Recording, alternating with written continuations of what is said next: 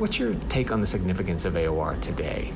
You know, I think there's still generally this idea of the one agency whose job is to crack the overarching story that some brand is going to tell in the marketplace, and then it cascades into a bunch of work that you may or may not, you know, lead all of, or you only do a part of it or whatever. But I think that's probably what it means. And you know, a few years ago, we weren't even invited to those little square dances, and now you know, we're getting a fair number of AOR type opportunities, and we win our, I guess we win our fair share. We lose a lot too. At the end of the day, you know, we keep getting put in pitches against Droga and Wyden and Anomaly, and you know, just these little piker companies that, you know, that are, you should be able to beat on any day of the week. Yeah, I mean, these are like the best businesses in the entire world at that kind of stuff. Right, right. We would have never even been considered to be part of that. Everyone asked to dance, right? We were never considered to be part of that competitive set 3 years ago.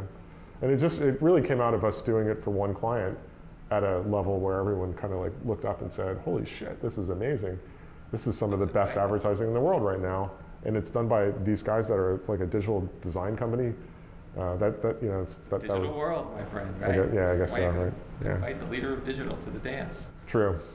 So, I don't know. I always feel like you change your company by somebody hiring you to do something that you never used to do. Then you either fail at it. Yes, and you figure out how to do it. You fail at it. So when Beats came to us and said, hey, you know, help us build this brand, we're like, sure. Oh, you don't want us to just design your website? You actually want us to make a piece of content with a famous celebrity like LeBron James? Sure. Awesome campaign. What's probably the biggest change in the last 9 years for you guys, other than locale?